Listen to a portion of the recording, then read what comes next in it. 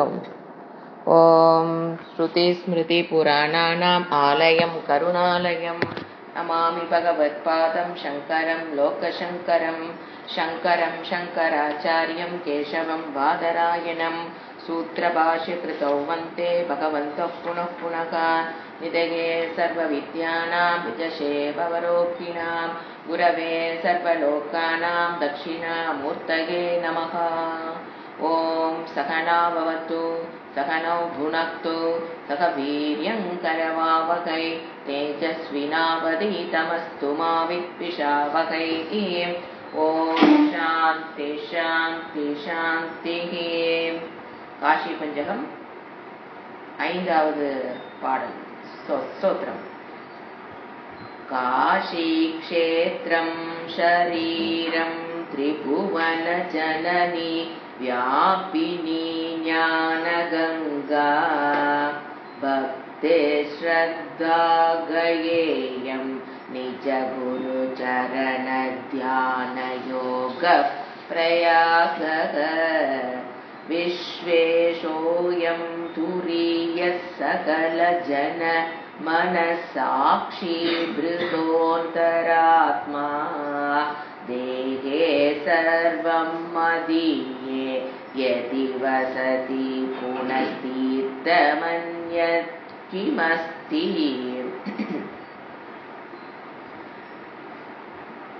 Cauchy க்ஷேத்திரம் Cauchy Cauchy பஞ்சகம்ங்கிற இந்த சங்கராச்சாரியார் காஷி அப்படிங்கிற வேர்டுடைய மீனிங் காஷ், சமஸ்கிருதத்தில் காஷ் மீன்ஸ் பிரகாஷம், ஜோதி.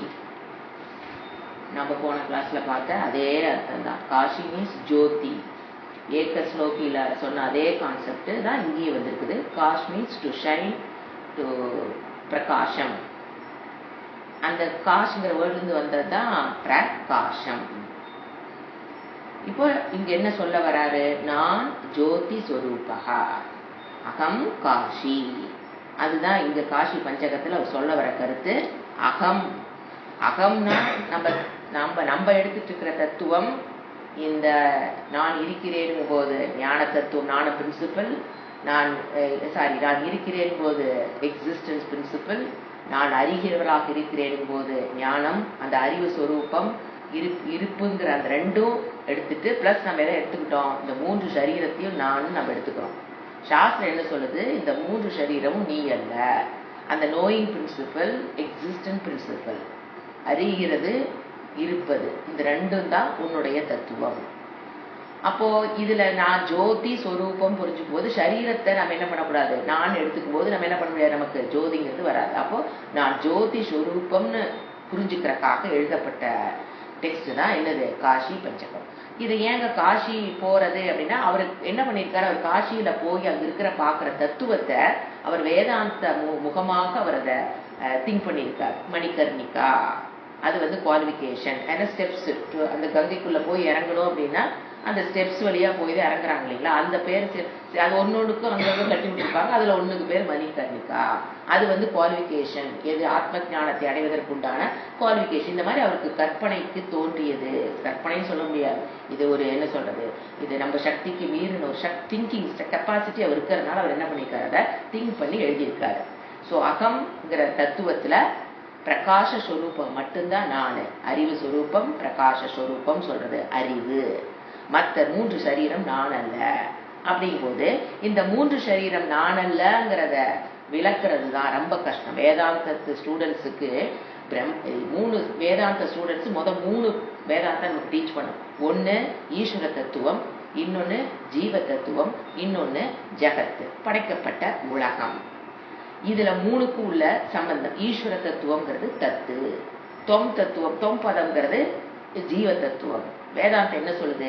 இந்த ரெண்டும் தத்து, துவம், அசி. அதை விளக்குவதற்காக எழுதப்பட்டதுதான் காஷி பஞ்சகம். அதுல அவர் மெயினா எடுத்துக்கிட்டது ஈஸ்வர தத்துவம் அல்ல, ஜீவ தத்துவத்தை விளக்குறாரு. இப்ப நம்ம நேற்று கிளாஸ்ல நம்ம பார்த்தோம் அவஸ்தாத்ரய சாட்சி மூலியமாக, it is methodology of teaching. அதன் மூலியமாக எப்படி பிரம்மனை தெரிந்து கொள்வது. இங்க பஞ்சகோஷ பிரக்ரியாவின் மூலியமாக அனதர் டெக்னிக். பஞ்சகோஷ பிரக்ரியா மூலியமாக ஆத்ம தத்துவத்தை எப்படி நம்ம அறிந்து கொள்வது அப்படிங்கிற விசாரம் பண்ணிட்டு நம்ம மீனிங்குள்ள போலாம். இப்போ பஞ்சகோஷ பிரக்ரியா, கோஷம் பஞ்சம்னா 5, கோஷம்னா கவரிங். இப்போ எப்படி அரசன் தன்னுடைய கோஷம்ங்கிற வேர்டு எங்க நம்ம பயன்படுத்தோம்னா, அரசன் தன்னுடைய கத்திய ஒரு உரைக்குள்ள உள்ள வச்சு மற்றவங்க மேல படாம இருக்கிறதுக்காக என்ன பண்ணுவார், இடுப்புல சொருகி வச்சிருப்பாரு. அதுக்கு பேரு தான் கோஷம், கவரிங். அது என்ன பண்ணுது, உள்ள இருக்கிற வாளை, அரசனுடைய வாளை மறைப்பதை போல் மறைச்சு வச்சிருக்கு. அதனால அதுக்கு பேர் கோஷம்.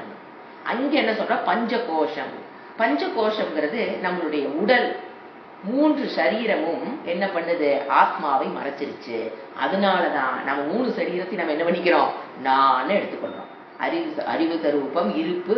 3வது நம்ம என்ன எடுத்துக்கிறோம், 3 சரீரத்தை நான் எடுத்துக்கிறதுக்கு காரணம், இந்த சரீரம் ஆத்மாவை மறைப்பதை போல் மறைச்சிருச்சு. இப்போ ஆத்மாவை மறைத்ததை போல் மறைச்சிருக்கும் போது, இந்த சரீரம் சொல்லும் போது அது ஈஸியாக புரிந்து கொள்வதற்காக முதல்ல 3 ஸ்டெப்ல வந்ததுதான். இது ஜாகிரத அவஸ்தா, சொப்பர அவஸ்தா, சுஷுப்தி அவஸ்தாங்கிறது 3 ஸ்டெப்ல ஆத்மாவை புரிந்து கொண்டதுங்கிறது ஒரு ஸ்டெப். இப்போ அதை இப்ப 3 ஸ்டெப் வச்சு மேல ஏறத விட 5 ஸ்டெப் வச்சுன்னு வச்சுங்களேன், ஒரு குழந்தை கூட சீக்கிரம் ஏறி ஒரு இடம் ஏறணும். அது 3 ஸ்டெப்புங்கும் போது கொஞ்சம் கஷ்டமா இருக்கும். அதனால அடுத்து இன்னும் கொஞ்சம் இறங்கி வந்து அதை என்ன பண்றாரு, ஒரு ஸ்டூலை மாதிரி வச்சு 5 படிகளாக பண்ணும்போது மேல ஏறுறது ஈஸி. அதனாலதான் அடுத்த அதுக்கு கீழே இறங்கி வந்து சாஸ்திரம் எந்த மெத்தடாலஜி எடுக்குது, பஞ்சகோஷ பிரக்ரியா. பஞ்சகோஷ பிரக்ரியா என்பது 3 சரீரத்தை அது என்ன பிரிச்சிச்சு, அதாவது சரீரத்தை கடந்து வரணும் போது அது 1 ஸ்டெப். சரீரத்தை கடந்து வரதுங்கிறது 1 step, it is very difficult. அதனால என்ன பண்ணுச்சு, அந்த ஒரு சரீரம்ங்கிறது 3 பிரித்து, எது காரண சரீரம். காரண சரீரம்னா என்ன, எனக்கு புண்ணிய பாப்பத்தினுடைய அக்கௌண்ட் இருக்கிற இடம் தான் என்னது, காரண சரீரம். அதுதான் எதை கொடுத்துருக்குது எனக்கு, அது இருக்கிற புண்ணிய பாப்பத்தை அனுபவிக்கிறதுக்காக அந்த புண்ணிய எனக்கு ஸ்தூல சரீரம், சூக்ஷ்ம சரீரம் கிடைச்சிருக்கு. அந்த சூக்ஷ்ம சரீரம் தான் ஸ்தூல சரீரத்தை கொடுத்துருக்கு.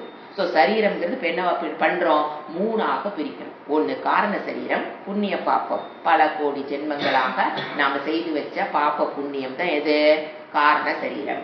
அதுதான் காரணம். எதுக்கு, ஃபார் அவர் ஃபர்ஸ்ட் நமக்கு என்ன கிடைச்சது, சூக்ஷ்ம சரீரம். அதிலிருந்து வந்ததுதான் ஸ்தூல சரீரம். இந்த 3 சரீரத்தையும் ஆத்மா கடந்து நம்ம இப்ப புரிஞ்சுக்கணும். ஏன்னா நம்ம சரீரம் நான் எடுத்து வச்சிருக்கோம், அதை 3ஆ பிரிச்சு காமிக்குது. இந்த 3ஐயும் நம்ம கடந்தவன் நம்ம புரிஞ்சுக்கிறோம். அப்ப என்ன பண்ணுது, 3 ஸ்டெப்ல போறதை விட இப்ப என்ன பண்ணுது, அது 5ஆ பிரிச்சு கொடுக்குது. அதுதான் பஞ்சகோஷ பிரக்ரியா. எப்படி, ஃபர்ஸ்ட் என்ன சொன்ன, ஃபர்ஸ்ட் நம்ம ஸ்தூலத்திலிருந்து வரலாம். ஸ்தூல சரீரம், சூக்ஷ்ம சரீரம், காரண சரீரம் எடுத்துக்கலாம். இது பஞ்சகோஷ பிரக்ரியாவோட ஆர்டர். ஃபர்ஸ்ட் என்னது, ஸ்தூலம். ஏன்னா கண்ணுக்கு தெரியக்கூடிய சரீரம் என்னது, ஸ்தூல சரீரம். அது என்ன பண்ணுதாமா, உள்ள இருக்கிற எப்படி ஒரு வாளை ஒரு கோஷம் மறைக்கிறதை போல் மறைக்குதோ, உண்மையில் மறைக்கிறது இல்லை, மறைக்கிறதை போல் மறைச்சு வச்சிருக்குதோ, அதை போல இந்த ஸ்தூல சரீரமானது ஆத்மாவை மறைப்பதை போல், அந்த போல் அண்டர்லைன் பண்ணிக்கணும், மறைப்பதை போல் மறைச்சிருக்கிறதுனால அந்த ஸ்தூல சரீரத்தை நாம் எடுத்துக்கிறதுனால அந்த இடத்துல அதுக்கு பேரு அன்னமய கோஷம். ஏங்க ஸ்தூல சரீர கோஷம் சொல்ல வேண்டியதான, ஸ்தூல சரீரத்துக்கு இன்னொரு பேரு அன்னம். ஏன் ஸ்தூல சரீரத்துக்கு பேரு அன்னம், அன்னத்திலே பிறந்து இந்த சரீரம் அன்னத்திலே வளர்ந்து திருப்பி போய் அன்னத்திலே முடிவதனால் இந்த ஸ்தூல சரீரத்துக்கு இன்னொரு பேரு அன்னம். அதனால அன்னமய கோஷம். கோஷம்னா அந்த சரீரம், ஸ்தூல சரீரம் ஆத்மாவை மறைப்பதை போல் மறைக்குது. அது ஆத்மா அல்ல அப்படின்னு முதல்ல புரிஞ்சுக்கணும். இந்த ஸ்தூல சரீரம் ஆத்மா அல்ல. அப்ப ஸ்தூல சரீரம் ஆத்மா இல்லைன்னு புரியணும்னா அப்ப நான்கிற போய் இன்னொரு இடத்துல போய் நிக்கணும். நான்கிறது போய் இப்ப நான் ஸ்தூல சரீரத்தை விட்டுட்டு நான் போய் எங்க ஒரு பக்கம் நிக்கணும். நான் இங்க இது எதுவுமே இல்லை, எங்க போய் நம்ம புரிஞ்சுக்கிறது. அதனால அடுத்து உள்ள இருக்கிற பிராணனுக்கு வருது. பிராண அடுத்த கோஷத்துக்கு பேர் பிராணமய கோஷம். அதுல பாத்தீங்கன்னா அந்த ஸ்தூல சரீரம் இஸ் டிவைடட் இன்டு 3 கோஷாஸ். ஃபர்ஸ்ட் ஸ்தூல சரீரத்துக்கு பேரு அன்னமய கோஷம். அடுத்தது உள்ள இருக்கிற சூக்ஷ்ம சரீரம் இஸ் டிவைடட் இன்டு 3 கோஷாஸ். 1 பிராணமய. ஸ்தூல சரீரத்துல என்னென்ன சேர்ந்திருக்குது, பிராணம், மனம், புத்தி. பிராணம், மனம், புத்தி இதெல்லாம் சேர்ந்தது என்னது? சூக்ஷ்ம சரீரம். அதுல 17 அங்கங்கள் இருக்கு. மெயினா பிரிச்சோம்னா பிராணம், மனம், புத்தி. அந்த சூக்ஷ்ம சரீரத்தை 3ஆ பிரிச்சு 3 கோஷங்கள் இப்ப வருது. 1 பிராணமய கோஷம், அடுத்தது மனோமய கோஷம், பிராணமய கோஷம், 2வது மனோமய கோஷம், 3வது விஞ்ஞானமய கோஷம். விஞ்ஞானமய கோஷம். இப்ப ஃபர்ஸ்ட் என்ன? ஸ்தூல சரீரம், சூக்ஷ்ம சரீரத்துல பிராணமய கோஷம். உள்ள இருக்கிற பிராணனை நாம உயிர் சக்தியை என்ன சொல்றது? பிராணன் என்னது? இப்போ ஒரு நீங்க சாப்பிடுறீங்க, அது உணவாக மாறுது, சர்க்குலேட்டரி சிஸ்டம், இதெல்லாம் என்னது? பிராணம். எவாக்குவேஷன், வெளியில தள்ளுறது, வேக்கிறது, இது எல்லாமே எந்த சக்தியில் உள்ள? சூக்ஷ்மத்துல பிராணம் தான் சக்தி கொடுக்குது. சோ அந்த பிராணமய கோஷங்கள், அந்த பிராணம் என்ன பண்ணிடுது? இந்த ஆத்மாவை மறைப்பதை போல் மறைக்கிறதுனால அந்த பிராணனுக்கு பேரு பிராணமய கோஷம். அந்த பிராணனை நான் எடுத்துக்கிட்டா அதுக்கு பேரு பிராணமய கோஷம். எப்ப நாம அதை எடுக்கிறோம்? இப்ப பாருங்க, ஒரு எக்ஸாம்பிள் சொல்லிட்டே வந்து ஈஸியா புரியும். இப்ப நான் 5 அடி, நான் கருப்பு, நான் சிகப்பு அப்படின்னு நம்ம சொல்லும் போது ஆத்மா என்ன சிகப்பாவா இருக்குது? 5 அடியிலயா இருக்குது? பட் நான் என்ன சொல்லிட்டு இருக்கிறேன்? நான் 5 அடி, நான் 4 அடி, நான் 7 அடி அப்படின்னு சொல்லும் போது நம்ம என்ன பண்ணிட்டோம்? சூக்ஷ்ம என்ன பண்ணி நடந்திருக்குது? இந்த ஸ்தூல சரீரத்தை நான் எடுத்துக்கிட்டேன். அப்ப ஆத்மா மறைப்பதை போல் மறைக்கப்பட்டு விட்டது. ஆத்மாவின் மேல் என்ன பண்ணி வச்சுட்டேன்? ஏற்றி வைத்து விட்டேன். அதனாலதான் என்ன சொல்றேன்? நான் 5 அடி, நான் 7 அடி. இதெல்லாம் எப்படி வருது அந்த பேச்சு? அந்த கோஷம், அந்த ஸ்தூல சரீரம் அந்த ஆத்மாவை மறைப்பதை போல் மறைச்சிருச்சு. அதனால அதுக்கு பேரு அன்னமய கோஷம். அப்போ சில சமயம் நம்ம என்ன பண்றோம்? எனக்கு பசிக்குது, எனக்கு உள்ள வலிக்குது, பசி, வலி, இதையெல்லாம் எனக்கு நான் சொல்லும் போது அதெல்லாம் இந்த பிராணனுக்கு சொந்தமானது. பசிங்கிறது பிராணனுக்கு சொந்தமானது. ஆனா நான் என்ன பண்றேன்? எனக்கு பசிக்குதுன்னு போது ஆத்மாவுக்கு பசிப்பதை போல் நான் எடுத்துக்கிறேன். ஆத்மா பசிக்குதே, ஆத்மாவுக்கு பசி இருக்கு என்ன? இந்த சரீரத்துக்கு தான் பசி. ஆனா நான் என்ன நினைக்கிறேன்? ஆத்மா நான், எனக்கு பசி. அப்படிங்கும் போது ஆத்மாவை எது மறைக்குது? பிராணன் மறைப்பதை போல் மறைச்சு பிராணன் நான் எடுத்துக்கிறோம். அதனால அதுக்கு பேரு பிராணமய கோஷம். சோ ஃபர்ஸ்ட் எங்கிருந்தா நம்மளை கூட்டிட்டு வருது? ஃபர்ஸ்ட் இந்த ஸ்தூல சரீரம் நீ வச்சுட்டு இருக்கியா, அங்க விட்டுட்டு உள்ளவா, பிராணமயத்துக்கு வா. பிராணன் நானான்னு கேட்டான். அந்த பிராணனும் நான் அல்ல. அடுத்து அங்கிருந்து எங்க வரணும்? அதை விட சுத்தமானது மனோமய கோஷம். இந்த சில சமயம் நம்ம என்ன பண்றோம்? நான் கோபமாக இருக்கிறேன், நான் சந்தோஷமா இருக்கிறேன் அப்படின்னு நீங்க சொல்லும் பொழுது மனதின் மேல் நான்கிற அபிமானம். அப்போ ஆத்மாவை மனம் மறைப்பதை போல் மறைச்சிருச்சு.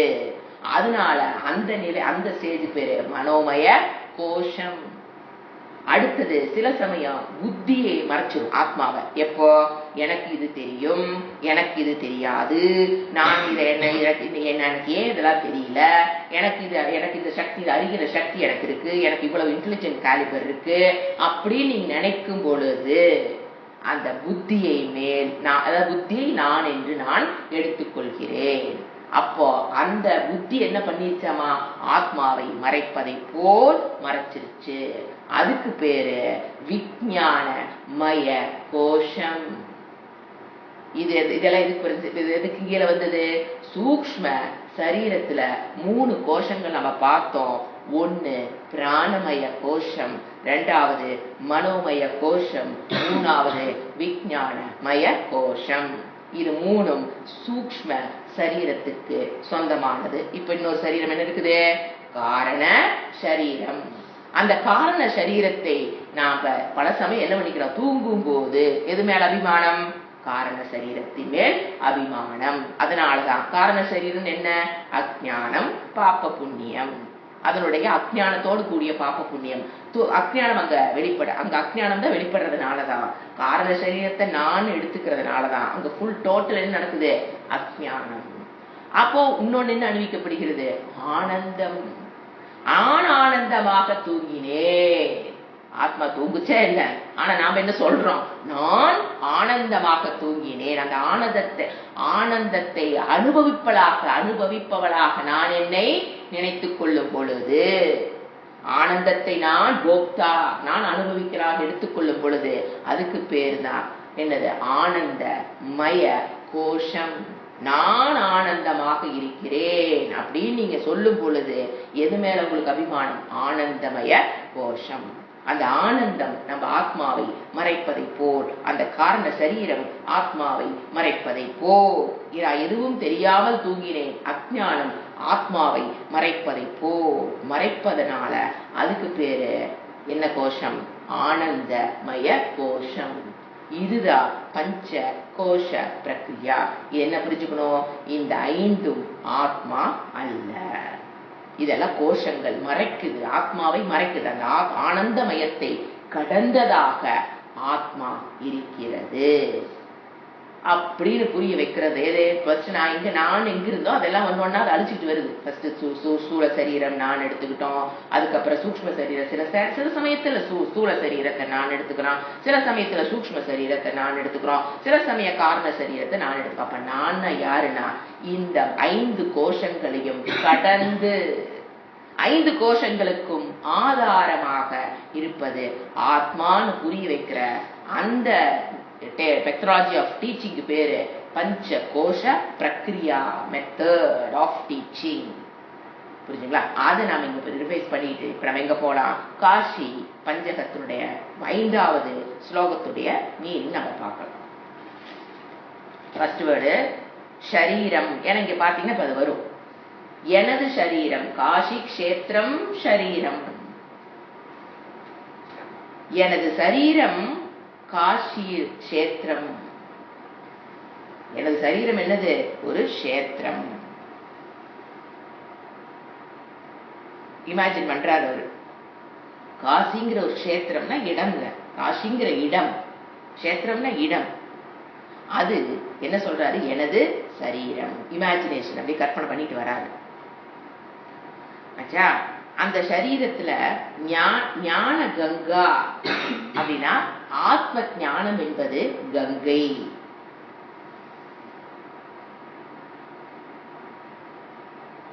இப்ப ஃபர்ஸ்ட் சரீரம் காஷி கஷேத்திரம்னா அந்த காஷ் பிரகாசம், வேதாந்த மீனிங் பிரகாரம் பாத்தீங்கன்னா அது என்னவா வரும்? அந்த ஆத்ம தத்துவம் வெளிப்படுகிற இடம் காஷ், ஷைன், ஜோதி வெளிப்படுகிற இடம் எனது சரீரம். அதான் ஃபர்ஸ்ட் லைனுடைய வேதாந்திக் மீனிங். காஷி சரீரம் காஷி க்ஷேத்திரம். இந்த சரீரம் என்பது அந்த பிரகாசம், ஆத்ம தத்துவம் வெளிப்படுகிற இடம் எனது உடம்பு. அந்த கருத்தை தான் அவர் என்ன சொல்றாரு? எனது சரீரம் காஷி. எப்படி காஷி? பிரகாச ஸ்வரூபம் வெளிப்படுகிற இடம். அடுத்தது ஞான கங்கா. அங்க ஓடுற காஷியில் என்ன ஓடுது? கங்கை. ஞானம் என்பது கங்கை, ஆத்ம ஞானம் என்பது கங்கை என்னும் கங்கை. ஆத்ம ஞானம்.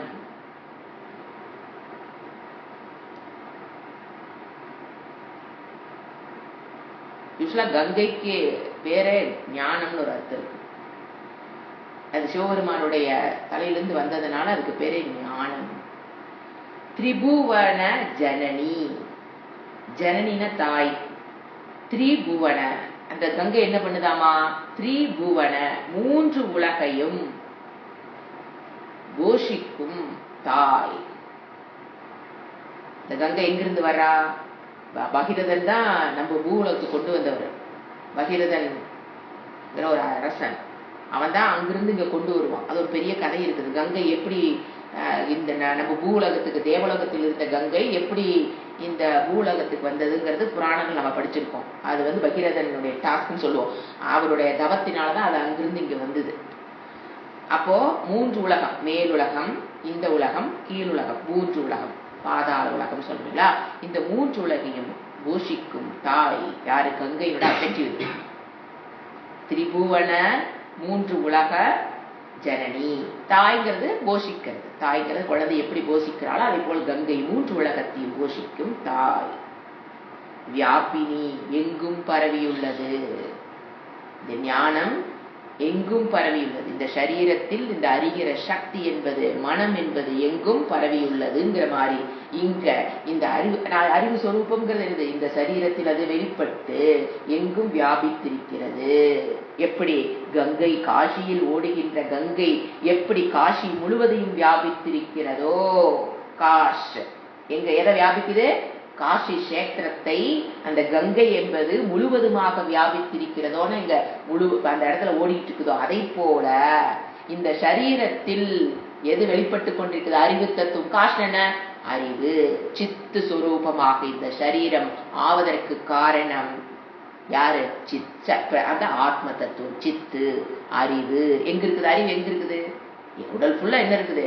அறிவு. சேத்தனமாக நாம் செயல்படுவதற்கு காரணம் சித்து, காசு, காசி. அந்த காசி பிரகாசம் தான் இந்த உடலை என்ன பண்ணிடுச்சு? எங்கும் வியாபித்திருக்கிறது. எப்படி காசி கஷேத்திரத்தில் கங்கை எங்கும் வியாபித்திருக்கிறதோ அதை போல இந்த சித்து ஞான சொரூபம் இந்த உடல் முழுவதும் வியாபித்து இருப்பதனாலதான் நான் என்ன நினைக்கிறேன்? நான் அறிவுள்ளவள் நினைக்கிறேன். இது ரெண்டுக்குள்ள லிங்க். வியாபினி எங்கும் பரவி உள்ளது. மூவுலகின் கோஷிக்கும் தாயாக எங்கும் பரவி உள்ளது. இந்த சரீரம்ங்கிற ஸ்டாண்ட் பாயிண்ட் எடுத்துட்டு வந்து, எனக்கு காசிங்கிற என்ன சொல்லிட்டாரு? சரீரம் சொல்லிட்டாரு. இந்த சரீரம் ஃபுல்லா ஆத்மா வியாபித்து இருக்கிறது. நாம் என்ன புரிஞ்சுக்கணும்? இந்த சரீரத்தை மட்டும் வியாபித்து இல்ல, படைக்கப்பட்ட 14 சூரிய மண்டலத்தையும் 7 சூரிய மண்டலம் 7 சூரிய மண்டலம் 14 லோக்கங்கள் எடுத்துக்கலாம். 14 லோக்கங்களையும் பிரபஞ்ச படைக்கப்பட்ட அனைத்தையும் ஆத்மா வியாபித்து உள்ளது.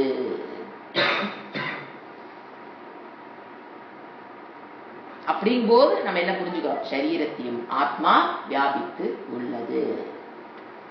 அத காஷ், அந்த பிரகாச ஸ்வரூபம் வியாபித்து உள்ளது. அடுத்தது பக்தியும் ஸ்ரத்தையும். பக்திஹி ஸ்ரத்தா. ஸ்ரத்தகான ஸ்ரத்தா. பக்தியும் ஸ்ரத்தையும் இயம் இந்த கயா. அங்க காசியில் இருக்கிற ஒரு கஷேத்திரம் என்ன? கயா. காசி போனவங்க கயா போயிட்டு தான் வராங்க இல்லைங்களா? அந்த கயாங்கிறது என்னவாமா? பக்தியும் ஸ்ரத்தையும். என்ன ஒரு கற்பனை பாருங்க. பக்தியும் ஸ்ரத்தையும் கயா. இயம்னா இந்த அர்த்தம் சமஸ்கிருதத்துல. இந்த கயா கஷேத்திரம். இந்த கயாங்கிறது பக்தியும் ஸ்ரத்தையும். இப்ப பக்தி ஸ்ரத்தா. பக்தினா என்ன? லவ் அண்ட் அஃபெக்ஷன் டுவர்ட்ஸ் பகவான். அது பேர் தான் பக்தி. தேசத்தின் மேல பக்தி, தேச பக்தி. Love and affection towards country, love and affection towards guru, குரு பக்தி. நம்ம நிறைய பார்த்துருப்போம். இதுதான் என்னது? பக்தி. அந்த பக்திங்கிறது எதற்கு முக்கிய? இந்த ரெண்டு பக்தியும் ஸ்ரத்தாவும் ஏன் சொல்றாருன்னா, அது ரெண்டு குவாலிஃபிகேஷன் இஸ் வெரி இம்பார்ட்டன்ட். எதுக்கு? அந்த என் உடம்பு இந்த ஆத்ம தத்துவத்தை புரிந்து கொள்வதற்கு எது ஃபர்ஸ்ட் குவாலிஃபிகேஷன்? பக்தியும் ஸ்ரத்தையும். என் மனதில் வெளிப்பட்டு கொண்டிருக்கிற அந்த சித்து ஞான சத்து எக்ஸிஸ்டன்ஸ் பிரின்சிபலை தெரிந்து கொள்வதற்குண்டான குவாலிஃபிகேஷன் தான் என்ன சொல்றாரு? இப்படி எங்கேயும் வியாபித்திருக்குது சித்து சத்து. ஆனா அதை அறிந்து கொள்ளணும்னா ஃபர்ஸ்ட் என்ன வேணும்? குவாலிஃபிகேஷன். ஃபர்ஸ்ட் குவாலிஃபிகேஷன் என்ன சொல்றாரு அவரு? நிறைய இருக்கு, அதுல அவர் எடுத்து கொடுக்குறாரு. பக்தியும் ஸ்ரத்தையும். இப்போ நம்ம பக்திங்கிறது நமக்கு தெரியும். ஒரு பக்திங்கிறது லவ் அண்ட் அஃபெக்ஷன் டுவர்ட்ஸ் பார்த்தோம். ஸ்ரத்தா இது இருக்கணும் குவாலிஃபிகேஷன். ஸ்ரத்தா. ஸ்ரத்தை பத்தி பேசணும்னா என்ன சொல்லலாம்? இப்போ பகவத்கீதையில 17வது அத்தியாயத்துல ஸ்ரத்தையை பத்தி பகவான் என்ன சொல்றாருன்னு பார்த்துட்டு கூட நம்ம போகலாம். ஒரே ஒரு ஸ்லோகம் 2-3 அதுக்கு பேரே ஸ்ரத்தா. 3 விதமான ஸ்ரத்தையை பத்தி அங்க பேசுறாரு. சாத்விக ஸ்ரத்தா, ராஜசிக ஸ்ரத்தா, தாமசிக ஸ்ரத்தா. பக்தியும் அங்க 3ஆ சொல்லுவாரு. சாத்விக பக்தி, அதை கூட எடுத்துக்கலாம். சாத்விக பக்தி, ராஜசிக பக்தி, தாமசிக பக்தி. அவர் அங்க சொல்றாரு சாத்விக பக்தி. இப்போ இதெல்லாம் எப்படி வருது அப்படின்னா, சாத்விக புத்தி கொண்டவர், புத்தி அதாவது சாத்விகமான மனது உடையவர்களுக்கு, சாத்விகா பீப்புள் வேறு, சாத்விகமான மனதை உடையவர்களுக்கு என்ன வெளிப்படும்? சாத்விக பக்தியும் சாத்விக ஸ்ரத்தாவும் வெளிப்படும். ரஜோகுண பிரிடாமினண்டா இருக்கிறவங்க கிட்ட என்ன வெளிப்படுமா? ராஜசிக்க பக்தியும் ராஜசிக்க ஸ்ரத்தையும் வெளிப்படும். அதுல அவர் தானமும் சேர்த்திக்கு வராது, இங்க இல்ல குடுக்கல வராது எடுத்துட்டேன். அங்க வந்து பாத்தீங்கன்னா பகவத்கீதையில ஸ்ரத்தா பக்தி தானம் அதை 3ஆ பிரிப்பாரு. தானத்தையும் 3ஆ பிரிப்பாரு பகவான் கிருஷ்ணர். எது? ஸ்ரத்தா தானம், ஸ்ரத்தையோடு இருக்கவத சரி. சாத்விக தானம் என்ன, ரஜோ தானம் என்ன, தமோ தானம், அதையே 3ஆ பிரிச்சுட்டு வராங்க. இங்க சொல்லாதனால அதை நான் விட்டுட்டேன். 17ஆம் அத்தியாயத்துல 3ஐயும் சொல்லுவார். இங்க சொல்றதை மட்டும் பார்த்தோம்னா சாத்விக குணமோட இருக்கவங்களுடைய வெளிப்படுகின்ற பக்தி சாத்விக பக்தி, சாத்விக குணத்தோடு இருக்கவங்களுடைய ஸ்ரத்தா சாத்விக ஸ்ரத்தா, ராஜசிக குணத்தோடு இருக்கவங்கிட்ட வெளிப்படுகிற பக்தி ராஜசிக பக்தி, ராஜசிக ரஜோகுணம் பிரிடாமினண்டா இருக்கவங்கிட்ட வெளிப்படுகின்ற ஸ்ரத்தா ராஜச ஸ்ரத்தா, அது தமோ குணம். தமோ குண பிரிடாமினண்டா இருக்கவங்கிட்ட இருந்து வெளிப்படுகிற பக்தி தமோ பக்தி, தமோ குண பிரிடாமினண்டா இருக்கவங்கிட்ட வெளிப்படுகிற ஸ்ரத்தா தமோ பக்தா சமோ ஸ்ரத்தா. இப்படி பிரிப்பார். இப்ப பக்தியில பாத்தீங்கன்னா அங்க என்ன சொல்றாருன்னா 3 விதமான பக்தி. இங்க பக்திங்கிற வேர்டு வந்ததுனால அதை ரிலேட் பண்ணி சொல்றேன். இப்போ சாத்விக பக்தி இருக்கிறவங்க தேவதைகளை வழிபடுவார்கள். பிரம்மா விஷ்ணு வேத சாஸ்திரத்தில் சொல்லப்பட்ட தேவதைகள் பிரம்மா விஷ்ணு சிவன் சக்தி வழிபாடுகள் பண்ணுவாங்க. அவங்களுக்கு அது இஷ்ட தேவதையை வச்சு அவங்களுடைய வழிபாடு முறைகள் அந்த முறையில் இருக்கும். ராஜச பக்தர்கள் இருக்காங்க பாத்தீங்களா, அவங்க எதை வழிபடுவாங்க? ராஜச அவங்கள என்ன சொல்றது, இப்போ நவகிரக வழிபாடு. அதாவதுங்க நவகிரக வழிபாடு பண்ணக்கூடாதுன்னு சொல்லல. சில பேர் அந்த நவகிரக வழிபாட்டே பிரதானமாக வச்சுக்குவாங்க. யாரு? ராஜச குணம் படைத்தவர்கள் நவகிரக வழிபாடு, இந்த குபேர வழிபாடு இதெல்லாம் பண்றவங்க என்னது? ராஜச குணம் படைத்தவர்கள் ராஜச பக்தியுடன் வழிபடுவார்கள். அடுத்து என்னது? தமோ குண பிரதான, அவங்க அங்க சொல்றது தமோ குண பிரதானவங்களுடைய வழிபாடுகள் சப்த கன்னியர்கள் வழிபாடு அங்க தமோ குணத்தினோட வெளிப்பாடு. தமோ குண பக்தி என்பது அவங்க யார் அதிகமா வழிபடுவாங்க? சப்த கன்னியர்கள் இருக்காங்க பாத்தீங்களா, எது? வைஷ்ணவி, கௌமாரி, வாராகி, சாமுண்டி, இந்த மாதிரி இருக்காங்க பாத்தீங்களா, 7 பேர், அவங்கள வழிபடுவாங்க அப்படிங்கிற வார்த்தை பகவான் 17ஆவது அத்தியாயத்துல 4வது 5வது ஸ்லோகத்துல சொல்லியிருக்காரு. கரெக்டா எனக்கு தெரியல. அங்க பாத்தீங்கன்னா இது இருக்கும் 3 விதமான பக்தி என்னன்னு அர்ஜுனன் கேட்பான், அவரு பகவான் அதுக்கு பதில் சொல்லுவார். சோ பக்தி என்பது 3 விதம். சத்துவ பக்தி, சாத்விக பக்தின்னு பேர். சத்துவம் சொன்னால் அது உடையவனுக்கு பேர் சாத்விக பக்தி. ரஜோ பக்தி, தமோ பக்தி, இதில் உயர்ந்தது சாத்விக பக்தி. அது அன்னைக்கே சொன்னேன், ஒரு கோயிலுக்குள்ள விஷ்ணு ஒரு சிவன் கோயிலுக்குள்ள போறா அப்படின்னா பிரதான வழிபாடு சிவனுக்கு எல்லாம் முடிச்சுட்டு சுத்தி வர இடத்துலதான் யாரை வழிபடணும்? கால பைரவரை வழிபடணும். இந்த காலத்துல என்ன ஆயிடுச்சு? கால பைரவருக்குன்னு ஒரு தனி கோயில். புரியுதுங்களா? அதெல்லாம் என்னன்னு? ராஜசிக்க பக்தி. சாத்விக பக்தி வேற, ராஜசிக்க பக்தி தமோ பக்தி. அடுத்து ஸ்ரத்த பாத்தீங்கன்னா அதே மாதிரி அந்த குணம் இருக்கிறவங்க அதை என்ன பண்ணும்? வெளிப்படும். இப்ப ஸ்ரத்தா, அதான் சாத்விக ஸ்ரத்தா அப்படின்னு என்னது? கரெக்டான இடத்துல ஸ்ரத்த வச்சு போகணும். சரியான இடத்துல அவங்களால நம்பிக்கை வைக்க முடியுதுன்னா சாத்விக குணம் படைத்தவர்களாலதான் சரியான இடத்தில் நம்பிக்கை வைப்பார்கள். ராஜசம்ங்கிறது என்னது? ஒரு அதாவது தவறான இடத்துல வச்சிருவாங்கன்னு அர்த்தம். தமோ குண ஸ்ரத்தாங்கிறது வைக்க கூடாத இடத்துல வச்சிருவாங்க. ரொம்ப கஷ்டம். அது எங்க ஸ்ரத்த வைக்க கூடாதோ அவரிடம் ஸ்ரத்தையோடு இருக்கிறது, அது அந்த விஷயத்தில் ஸ்ரத்தையோடு இருக்கிறது தமோ குண ஸ்ரத்தா. அது அவங்க என்ன பண்ணிடும்? அவங்களுடைய ஸ்ரத்தை தவறானதாகும். சோ அந்தையும் 3ஆ பிரிக்கிறாரு. நம்ம 17ஆம் அத்தியாயம் வரும்போது இதை இன் டீட்டெயில் நம்ம பார்க்கலாம். எது? ஸ்ரத்தையில் 3. அதெல்லாம் இல்லாம இன்னொரு 3 டைப்ஸ் ஆஃப் ஸ்ரத்தை இருக்குது. ஸ்ரத்தா, ஆஸ்ரத்தா, கூஸ்ரத்தான்னு சொல்லுவோம்.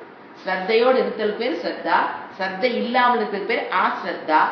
கூஸ்ரத்தானா என்ன சொன்னாலும் அப்படியே நம்பிக்கிறது, எந்த விதமான இன்டெலக்சுவல் சொல்றது, அந்த ஒரு லாஜிக்கே இல்லாம சொல்றாங்க அப்படிங்கறதுக்காக அப்படியே எடுத்துக்கிறது பேர் கூஸ்ரத்தா. இது அனதர் 3 டைப்ஸ் ஆஃப் ஸ்ரத்தா. இப்படி ஸ்ரத்தை பத்தி நம்ம பேசிக்கிட்டே போலாம். நாம இதுல வரப்போற இன்ட்ரோடக்ஷன் கிளாஸ்ல நம்ம ஸ்ரத்தை பத்தி ஒரு நாள் பேச போறோம். அப்ப நீங்க அதை கேட்டு தெளிவாய்க்கலாம். ஸ்ரத்தையில் எப்படி 3 விதம். இப்ப அந்த ஸ்ரத்தாங்கிறது ஏன் வருதுன்னு பகவத்கீதையில சொல்றாரு. எப்படி அந்த ஸ்ரத்தை எப்படி ஒருத்தருக்கு அந்த சாத்விக ஸ்ரத்தை வருது, எப்படி ஒருத்தருக்கு ராஜசிக ஸ்ரத்தை வருது அப்படின்னா பூர்வ ஜென்மத்தில் செய்த கர்ம பலத்தின் விளைவாக அவர்கள் சுபாவமாகவே ராஜச தாமசிக்க சாத்விக குணம் உடையவர்களாக இருப்பார்கள். பூர்வ ஜென்ம கிருத கர்ம டிசைட்ஸ் என்ன 3 விதமான பக்தி 3 விதமான ஸ்ரத்தையும் decided by who not by that person. அது அவனுடைய சுபாவம், அவனுடைய கண்ட்ரோல்ல இல்லாமையே அவன் அப்படித்தான் இருப்பான். பிகாஸ் ஆஃப் த பூர்வ ஜென்ம கர்மா. பாருங்க, அந்த சுபாவம் தான் என்ன பண்ணுது? Decides thoughts. ஒரு கிரமம் சொல்ற அப்படி எழுதி வச்சுக்கங்க. சுபாவம் டிசைட்ஸ் தாட்ஸ். எண்ணங்களை எந்த பேஸ்ல உங்க மனதில் என்ன வருது? the சுபாவம் decides your thoughts. அடுத்தது the thoughts decides your words. words உங்களுடைய எண்ணங்கள் தான் என்ன வெளிப்படுது? words வார்த்தைகள். so first சுபாவம் அதுதான் என்ன பண்ணுது? எண்ணங்களுக்கு காரணம். எண்ணங்கள் தான் வார்த்தைகளுக்கு, எண்ணங்களை பொறுத்து தான் வார்த்தை வெளிப்படும். வார்த்தையை பொறுத்து தான் உங்களுடைய செயல்கள் ஆக்ஷன் இருக்கும். ஒருத்தருடைய செயல்பாடு அவனுடைய எண்ணத்தையும் வாக்கையும் பொறுத்து தான் அவனுடைய செயல் அமையும். அந்த செயல் தான் அவனுடைய கேரக்டரை மோல்டு பண்ணும். இந்த கேரக்டர் எதை வச்சு அமையுது? அவனுடைய ஆக்ஷன்ஸ் வச்சுதான் you design his character. the character decides his habits. பழக்க வழக்கங்களை டிசைட் பண்றதாரு? அவனுடைய ஹாபிட்ஸ். அதுக்கு அடுத்தது டெஸ்டினி. அதுக்கு தகுந்த டெஸ்டினி தான் அவன் போய் சேருவான். சோ இதுல என்ன கிரமம் சொன்ன? ஃபர்ஸ்ட் சுபாவம். அந்த சுபாவம் எப்படி வருது? பூர்வ ஜென்ம கிருத பாப புண்ணியம் டிசைட்ஸ் ஹிஸ் சுபாவம். he may be he may be satvika, he may be rajasika, he may be a tamasika. this is decided by பூர்வ ஜென்ம கர்மா. அதிலிருந்து அந்த சுபாவத்திலிருந்து வர்றது என்னது? அவனுக்கு எண்ணம். அதை ஒட்டித்தான் அவனுக்கு எண்ணமே வரும். அதை ஒட்டித்தான் அவனுக்கு வேர்ட்ஸ் தாட்ஸ். அதை ஒட்டித்தான் அவனுடைய வார்த்தைகள் வேர்ட்ஸ். அதை ஒட்டித்தான் அவனுடைய ஆக்ஷன்ஸ். அதை ஒட்டித்தான் அவனுடைய கேரக்டர். அவன் கேரக்டர் அதை வச்சுதான் அவனை பில்டப் பண்ணுது. அடுத்தது அதை வச்சுதான் ஹேபிட். அதை வச்சு பழக்க வழக்கங்கள் அதுக்கு தகுந்த மாதிரிதான் இருக்கும். அப்புறம் பாருங்க, அந்த டெஸ்டினிஸ் போய் சேர வேண்டிய இடம் அதை பொறுத்துதான். இப்ப பாருங்க, இது மாதிரி நம்மளுடைய கண்ட்ரோலே இல்லாம வாழ்ந்துட்டு இருக்கோம். ஏன்னா சுபாவம் இஸ் நாட் என்னுடைய இஷ்டப்பட்டு நான் வாங்கிட்டு வந்தது இல்ல. என்னுடைய சுபாவம்ங்கிறது நான் கேட்டு பெற்றது அல்ல. without my control I am going like this. புரியுதுங்களா? எந்த இடத்துல நம்ம நிக்கிறோம்னு. எல்லா ஜீவர்களும் எல்லா மனிதர்களும் they are not in their control. Duryodhanan சொல்லுவான், எனக்கு தர்மம் தெரியுது அதர்மம் தெரியுது, ஆனா என்னால தர்மத்தை ஃபாலோ பண்ண முடியலையே. உள்ள எவனோ உள்ள உட்காந்துக்கிட்டு கொட்டு நீ அதை பண்ண தப்ப பண்ணுன்னு எவனோ ஒருத்த உள்ள ஒரு ஆள் இருக்கானே சுவாமி, அதை யாரு கேட்பான்? துரியோதனன். எனக்கு நான் ஏன் இப்படி இருக்கேன்? அவனுக்கு தான் தெரியல, தப்புன்னு தெரியுது. பட் அவன் அந்த பாதை விட்டு வர முடியல. இந்த இடத்துல சிந்திங்க. இதுதான் துரியோதனுக்கு மட்டும் இல்லைங்க, எல்லா ஹியூமன் பீயிங் இந்த இடத்துல நிக்கிறோம். Without any control I am பேசுறதாகட்டும், செயலாகட்டும், கேரக்டர் ஆகட்டும், என்னுடைய என்ன சொல்றது ஹேபிட் ஆகட்டும், எல்லாமே டெஸ்டினி ஆகட்டும், வித்தவுட் மை கண்ட்ரோல் நம்ம போயிட்டு அதுலதான் நம்ம பிறக்கிறோம். அப்பதான் இந்த மாதிரி ஒரு குழந்தையும் இப்படித்தான் பிறக்குது. அதனாலதான் 7 வயசுல பூணூலை போட்டு 8 வயசுல பூணூலை போட்டு நீ உன்னுடைய சுபாவத்திலிருந்து கொஞ்சம் மாத்தணும்னா you must come under the ordinance of Bhagavan. அந்த சாஸ்திரத்துக்குடைய பிடியில வந்தீனா தான் தப்பு சரின்னு கொஞ்சம் தெரிஞ்சு சுபாவத்தை மாற்றக்கூடிய தன்மை இறைவனுக்கு மட்டும்தாங்க உண்டு. எந்த மனநல மருத்துவருக்கும் கிடையாது. தயவு செஞ்சு புரிஞ்சுக்குங்க. எந்த மனநில மருத்துவர் மனநல எப்படி ஒரு வேர்டு வச்சுக்கலாம், சைக்காட்ரிக் டாக்டர் தான் சொல்றேன், அவங்களுக்கெல்லாம் உங்களுடைய சுபாவத்தை மாற்றக்கூடிய சக்தி கிடையாது. ஏதோ 2 மருந்து கொடுத்து தூங்க வச்சு எதையோ பண்றாங்க, என்ன அட்வைஸ் பண்றாங்க, என்னென்னமோ சொல்றாங்க. They cannot give the ultimate solution. When you come under the ordinance of Bhagavan at the age of 8, 9, at least at the age of 40, ஏன்னா அந்த நம்மளால அந்த இடத்துல வர முடியல. நம்ம அடுத்த ஏஜ் ஆஃப் 40 வந்ததுக்கு அப்புறம் தான் பாருங்க, அந்த நம்மளோட சுபாவத்து பிரகாரம் போறதுல இருந்து கொஞ்சம் மாறி நம்மளை நல்வழிப்படுத்துவது இறைவனால மட்டும்தான் முடியும். அப்ப இறைவன் என்ன அதை வந்து கதை தட்டுவார என்ன, கமான் ஐ வில் கரெக்ட் யூன்னு அவர் எதை பண்ணி வச்சு அந்த வேதம் அவருடைய வாக்கு, அதை நீங்க ஃபாலோ பண்ணும் போது மட்டும்தான் இந்த வித்தவுட் எனி கண்ட்ரோல் நம்ம போயிட்டு இருக்கோம் பாத்தீங்களா, துரியோதனன் சொன்ன மாதிரி வித்தவுட் எனி கண்ட்ரோல் வாழாம ஒரு முறைக்குள் வருவோம். So சாஸ்திரம் is so important to correct myself. என்னுடைய பேச்சு எண்ணம் எல்லாம் அண்டர் த கண்ட்ரோல் சுபாவம் போது அது பிரகாரம் போறவன் எது அவருடைய சுபாவம் பிரகாரம் போறவன் he cannot reach the destiny. ஏன்னா எல்லா சுபாவம் கரெக்டா இருக்குமே என்ன, no, he cannot reach his destiny. So if you want to reach the destiny, you must come under the control of the ordinance of எது வேணா வச்சுக்கிறேன் பகவான். அப்ப you can reach the correct destiny. பகவானை தவிர வேற யாருனாலும் உங்களுக்கு உதவி செய்ய முடியாது. Please clear about this. அதனாலதான் சாஸ்திரம் is very very important to, அதாவது நம்மளோட டெஸ்டினியை போய் ரீச் ஆகணும்னா இறைவனுடைய உதவி இல்லாமல், ஏன்னா எனக்கு தோணுது நான் ஜெயம், எனக்கு இப்படித்தான் சாமி முன் தோணுது, சுபாவம் கையெடுத்து கும்பிட்டா போதும், அதுக்கு மேல எல்லாம் ஒண்ணும் தேவையில்லை. ரோட்ல போகும்போது கையெடுத்து ஹாய் சொல்லிட்டு போட்டா போதும், அவ்வளவுதான். எனக்கு வாழ்க்கையில எத்தனை ரெஸ்பான்சிபிலிட்டி இருக்கு, இந்த வழிபாடுல எனக்கு நம்பிக்கை இல்லை, எதனால அவங்க அதை பேசுறாங்க? The சுபாவம் டிசைட்ஸ் his speech, words. எனக்கு இதெல்லாம் தேவையில்லை, எங்க உட்காங்க வந்து கொஞ்சம் கொஞ்சம் கொஞ்சம் கொஞ்சம் சாண்டிங் படிங்க, எங்க இதெல்லாம் எனக்கு தேவையில்லைங்க.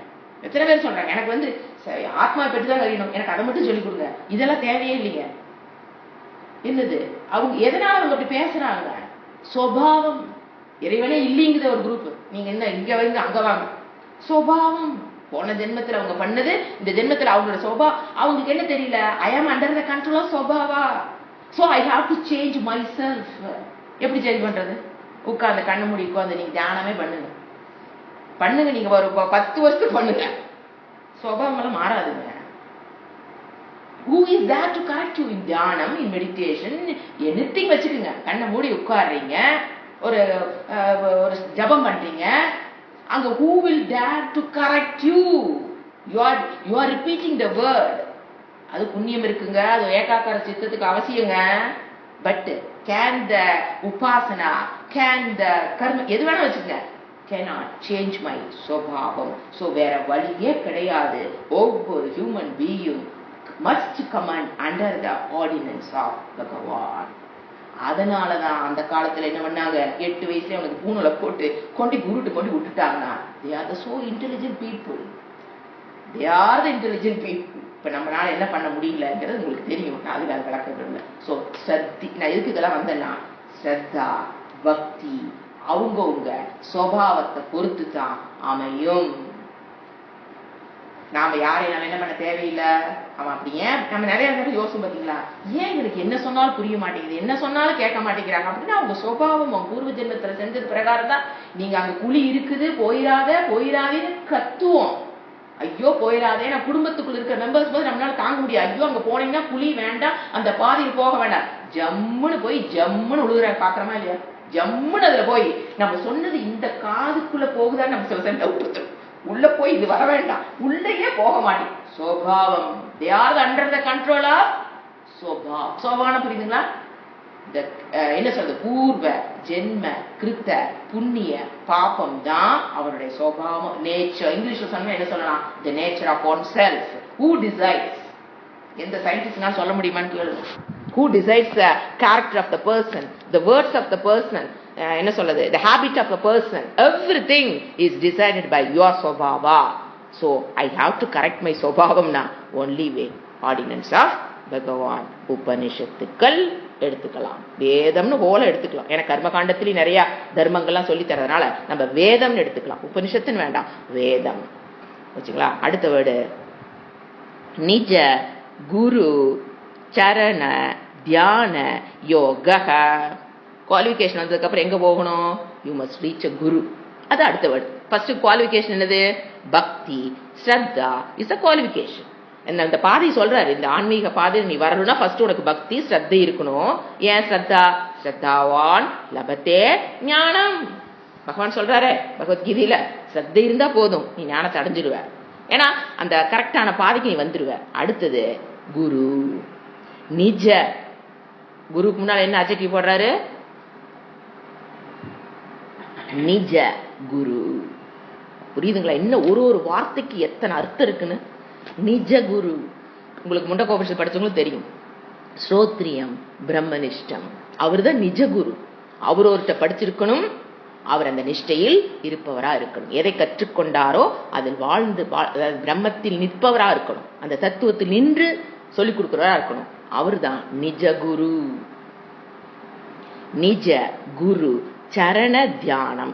சரணம்னாங்க சொன்ன என்ன, பாதார விந்தங்கள், அவர் காலில் போய் சரண்டர். தியானம் செய்யறது, ஏன்னா இந்த இடத்துல தியானம்னு வருது. தியானம் செய்வதில் மனதை செலுத்துவது அப்படின்னா ஃபர்ஸ்ட் இது எது குறிக்குது? இப்போ டைரக்ட் மீனிங் பார்த்தீங்கன்னா, ஒரு குருவினுடைய பாதத்தில் பாதங்களை தியானம் செய்வதில் மனதை செலுத்துவது, இதுதான் டைரக்ட் மீனிங். குருவினுடைய பாதங்களை தியானம் செய்வதில் மனதை செலுத்துவது, இது டைரக்ட் மீனிங். ஒரே வேர்டு. இது இவ்வளவு கஷ்டப்பட்டு புரிஞ்சுக்கிட்டு அவர் சொல்ல வர்றது என்னது? ஃபர்ஸ்ட் குரு ஸ்ரத்தா. குரு வேதாந்த வாக்கியேஷு ஸ்ரத்தா. வெறும் குருனா எங்க சாம்பார் இப்படி வைக்கிறது, குழம்பு இப்படி வைக்கிறது எல்லாம் குரு கேட்டு செய்யணுங்கிற அவசியம் இல்லை, அதை நம்பணுங்கிற அவசியம் இல்லை. அந்த குருக்கு தெரியுது, நம்ம யாருக்கு தெரியும் சாம்பார் வைக்கிறதுக்கு? அவங்களோட நமக்கு, அந்த குருவோட நமக்கு நல்லா சாம்பார் வைக்க தெரிஞ்சிருக்கலாம். ஸோ அதல்ல, வேதாந்த குரு சொல்லுகின்ற வேதாந்த வாக்கியேஷு ஸ்ரத்தா, அதுல இருக்குன்னு நம்பிக்கை. அவர் சொல்லிக் கொடுக்கிற வேதாந்த விஷயத்தில் அவர் எப்படிப்பட்ட இருக்கணும்? நிஜ குரு. ஸ்ரோத்ரியம் பிரம்மனிஷ்ட குரு. ஸ்ரோத்ரியம் குருன்னு என்னது? பகவத்கீதை முழுவதும் படித்து அதனுடைய பாஷ்யத்தை படித்து 3 பிரஸ்தான திரயம்னு சொல்லுவோம், அது 3ஐயும் படிச்சிருக்கணும் அவர். அப்பதான் எது? பகவத்கீதை, உபனிஷத்துக்கள், பிரஸ்தான திரயம், இந்த 3ஐயும் படிச்சவர் தான் குரு, நிஜ குரு. மற்றவங்கள யாருங்க? மற்றவங்களும் இருக்காங்களே எங்க உலகத்துல, நிறைய இருக்காங்க. அவங்கள என்னது? குரு மாதிரி, அப்படிதான் வச்சுக்கலாம். குரு மாதிரி தான். அப்போ பிரஸ்தான திரயம் படிச்சிருக்கணும் குரு. அப்ப என்ன? ஃபர்ஸ்ட் 18 அத்தியாயம் பகவத்கீதை அதனுடைய பாஷ்யத்தை படிச்சிருக்கணும். அடுத்தது உபனிஷத்துக்கள், சங்கராச்சாரியர் பாஷ்யம் எழுதின 10 உபனிஷத்துக்களை படிச்சு முடிச்சு கரைச்சு குடிச்சிருக்கணும். அடுத்தது பிரம்மசூத்திரம்ங்கிற நியாயம் பண்ணியிருக்கணும். அதாவது இந்த உபனிஷத்துக்களை பத்தின ஒரு அனலைஸ் பண்ணி கொடுப்பாரு அங்க வியாசர். பிரம்மசூத்திரம் இத படித்தவங்க தான் ஸ்ரோத்ரிய குருங்க, பிரம்மனிஷ்ட குரு இல்ல.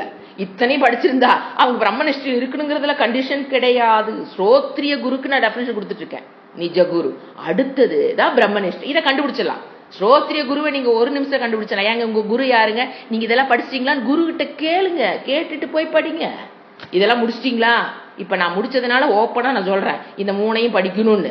படிக்காதவங்க என்ன சொல்லுவாங்க? ஓப்பனா சொல்லிடுவாங்களா? என்ன சொல்ல மாட்டாங்க, வேற வழி இல்லை, மறைச்சிக்க வேண்டியதுதான். சில குருகளுக்கு இந்த 3ஐயும் படிச்சாதான் குருங்கிறதே தெரியுது இல்ல. அட கடவுளே, என்ன பண்றேன்னு எனக்கு புரியல. இந்த 3ஐயும் படிச்சாதான் நம்ம குருவாக இருக்க முடியும். நாம ஒரு குறிப்பிட்ட மக்களுக்கு நம்ம சொல்லி தரணும்னா இந்த 3 அது பாருங்க, ஸ்ரோத்ரியம் தான். யூ கேன் ஒருத்தருக்கு நல்வழி நீங்க படுத்தலாம். ஆனா பிரம்மனிஷ்டத்துக்கு அந்த குரு போயிருக்கணுங்கிறது அது அவங்கவுங்க புண்ணியம் தான். போய் பிரம்மனிஷ்ட குருட்ட சேரதுங்கிறது அவங்கவுங்க புண்ணியம். அது கண்டுபிடிக்க முடியாது, ஸ்டூடெண்ட்னால கண்டுபிடிக்க முடியாது. அட்லீஸ்ட் ஸ்ரோத்ரிய குருவாச்சு கண்டுபிடிச்சு போய் சேர் படிக்கலாம். புரிஞ்சுங்க? அதான் நிஜ குரு. அவருடைய அப்படின்னு என்னது?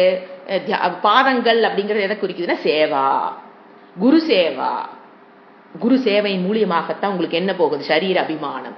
உடனே நம்ம இப்ப நிறைய பேர் இப்ப ஜாயின் பண்றவங்க என்ன கேட்கறாங்க, ஏங்க எப்படி நாங்க உங்களுக்கு குரு தட்சணை இல்லாமல், குரு சேவை இல்லாமல் எப்படி நாங்க இதை கத்துக்கிறதுனா, அதுக்கு ஆப்ஷன் இருக்கு. சாஸ்திரம் சொல்லி வச்சிருக்கு. நீ குருவுக்கு நேரடியாக பண்ண முடியலையும் போது அவரை மனசுல நினைச்சிட்டு இந்த சமுதாயத்தில் கீழ்பட்ட நிலையில் இருப்பவருக்கு உதவி செய்யுங்கள். நீங்க மனசுல பிக்ஸ் பண்ணிக்கிறீங்க, அவங்களுக்கு மாசம் நம்ம இவ்வளவு கொடுக்கும்னு நினைச்சீங்கன்னா அந்த மத்தவங்களுக்கு செய்யுங்க. இல்ல முடியலனா விட்டுருங்க. உங்களுக்கு எவ்வளவு முடியுதோ, சில பேத்துக்கு தோணலாம் 5000 கொடுக்கலாம், சில பேத்துக்கு தோணலாம் 1000, அவங்க வசிக்கிறவங்க நினைக்க முடியும். சில பேத்துக்கு தோணலாம் என்னால 500 தப்பா கொடுக்க முடியும். அந்த 500ஐ யாருக்காவது கொடுங்க, டேலி ஆயிரும். ஏன்னா அது என்ன ஆகுது? சேவை செய்யுங்கள். பிசிக்கல் உழைப்பும் டைமையும் மத்த எங்கிட்ட இருந்து வாங்குறது. நீங்க என்ன வாங்குறீங்க? பிசிக்கல் உழைப்பையும் டைமையும் நீங்க வாங்குறீங்கன்னா அதை நீங்க சமுதாயத்துக்கு கொடுக்கணும். அப்படி பணத்தை விட்டு எறிகிறது அல்ல. சில பேர் அது வேற கன்ஃபியூஷன். பணத்தை விட்டுட்டா போதும் இல்ல, பணத்தை விட்டு எறிவது அல்ல. இட்ஸ் குட் திங், நான் இல்லை தப்புன்னு சொல்லுவேன். அது மட்டும் நம்மளுடைய டைமையும் காலத்தையும் ஒருத்தட்டு இருந்து வாங்குறோம்னா அதை திருப்பி இன்னொருத்தருக்கு கொடுக்கணும், கொடுத்துட்டு தான் வாங்கணும். அதுல எந்த டவுட்டும் கிடையாது.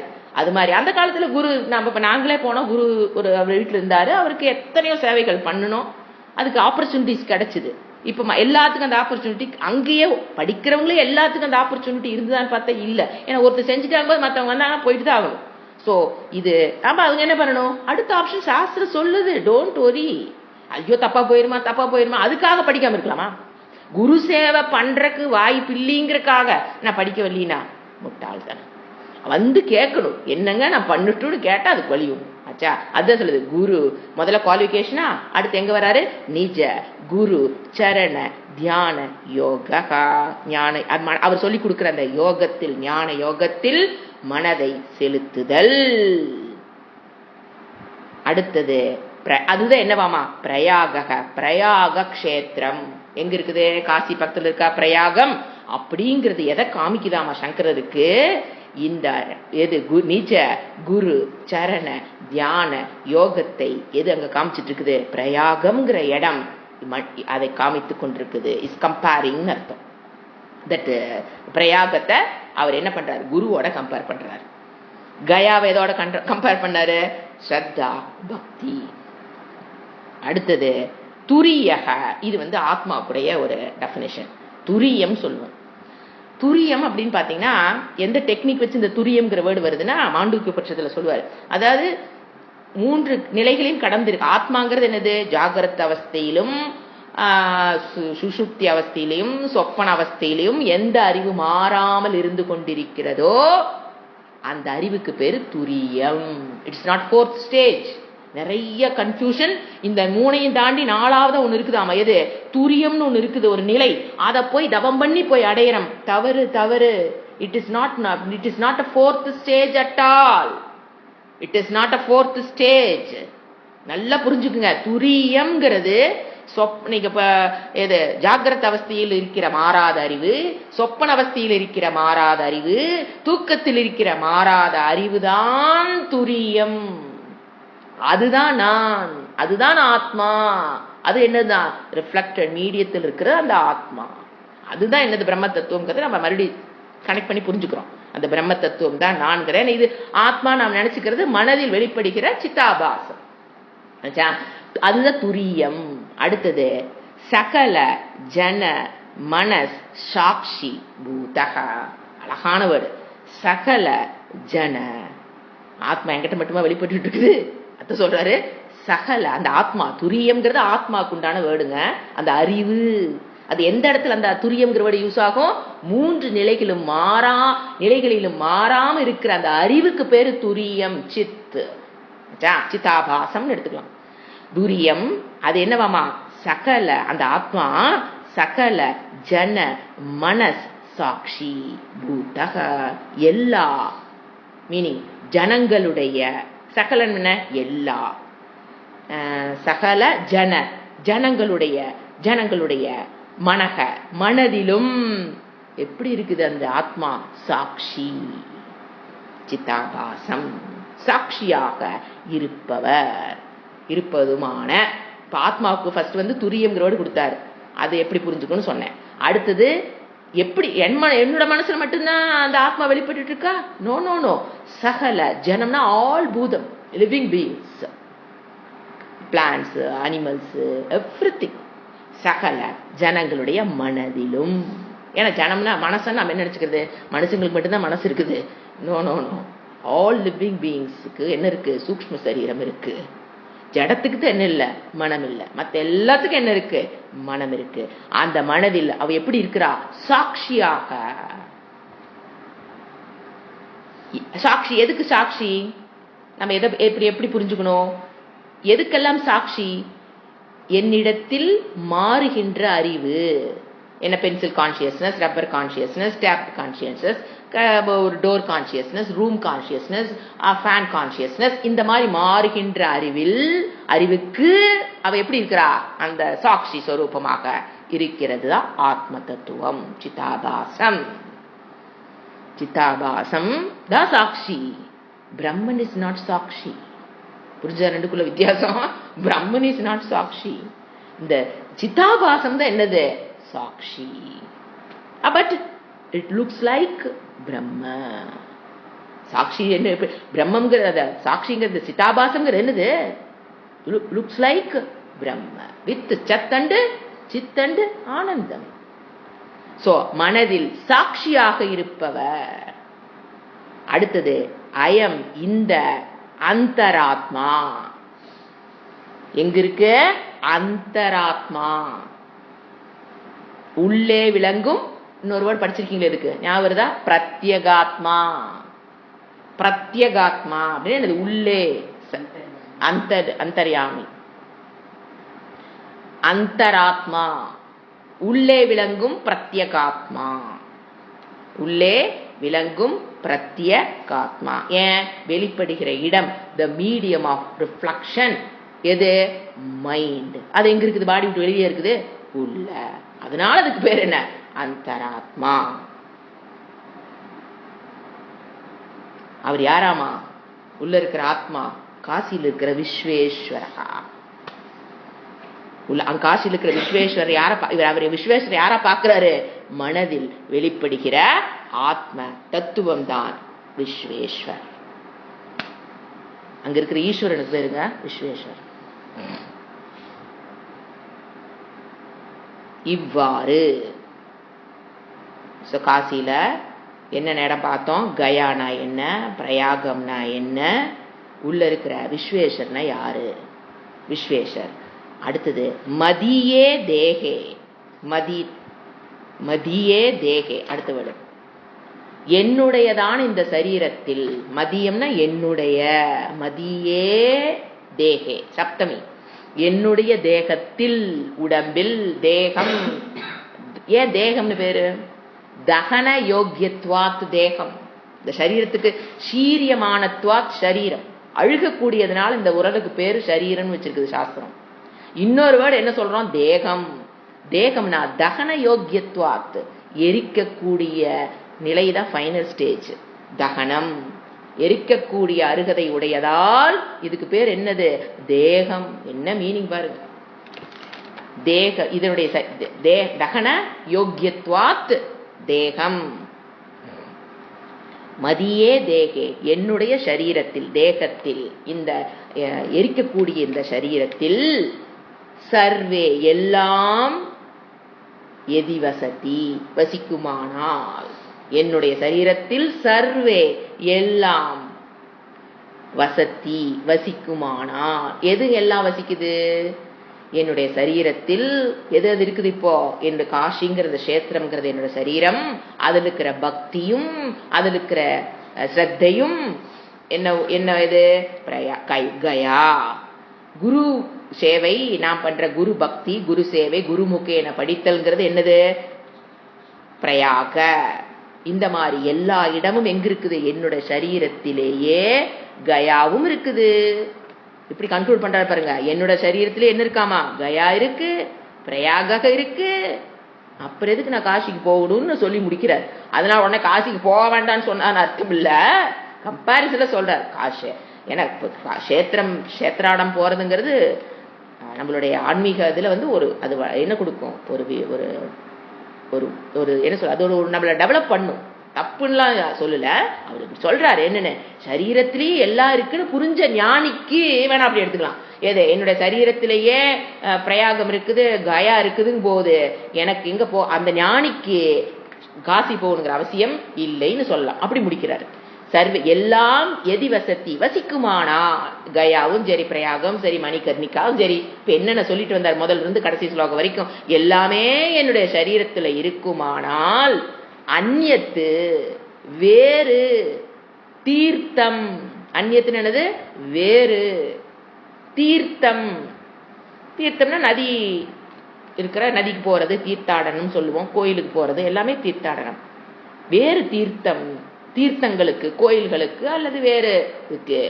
கிமசி கிம் அஸ்தி, அந்த கோயில்களில் என்ன இருக்கிறது, எதற்காக அவர் போகணும் அப்படின்னு அவர் கேட்டு கொஸ்டின் மார்க்கோட விட்டுட்டார்.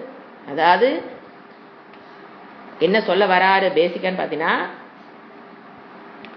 என் சரீரத்திலேயே க்ஷேத்திரம், தீர்த்தம் யார் இருக்கா, விஸ்வேஸ்வர் ஆத்மா, அதையா தேவதை. நம்ம இப்போ ஒரு பக்கம் போறோம் அப்படின்னா எதுக்கு போறோம், அங்க கஷேத்திரத்தை பார்க்க போறோம், அங்க தீர்த்தத்தை பார்க்க போறோம், அங்க இருக்கிற தேவதைகள் வழிபட போறோம் ஆச்சுங்களா.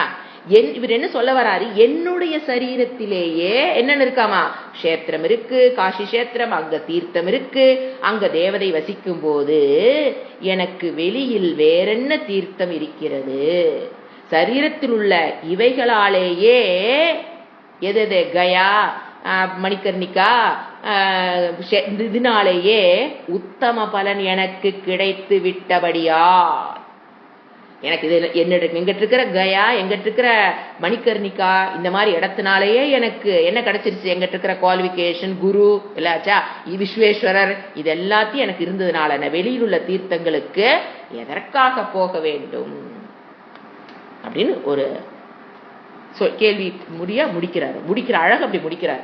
அதுக்காக உடனே அவர் தீர்த்தாடலாம் போக வேண்டான்ட்டாரு, நீங்க ஆத்ம ஞானத்தை பிராக்டிஸ் பண்ணுங்க அப்படிங்கிற அர்த்தம் கிடையாது.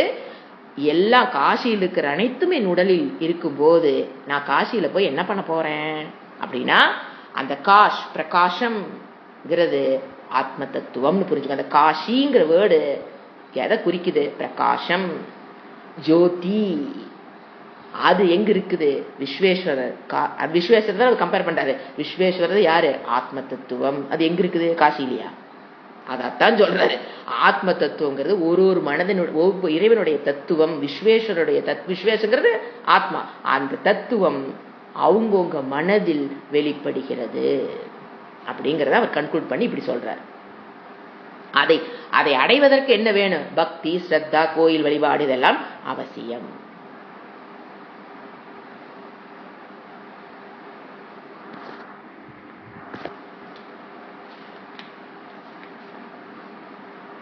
பேசிக்கா என்னது, ஆத்ம சைத்தன்யம் பிரகாசத்துடன் கூடியிருப்பதால் நம் ஷரீரமே காசி கஷேத்திரம். இந்த கன்க்ளூஷன். நம்முடைய ஆத்ம சைத்தன்யம் பிரகாசத்துடன், ஜோதி உடன் கூடியிருப்பதால் நம் ஷரீரமே காசி கஷேத்திரம்.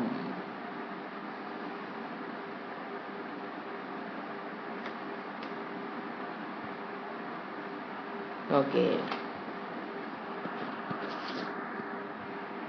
ஹரி ஓம். ஓம் சாந்தி சாந்தி சாந்தி. ஹரி ஓம். ஸ்ரீ குருப்யோ நமஹ. ஹரி ஓம்.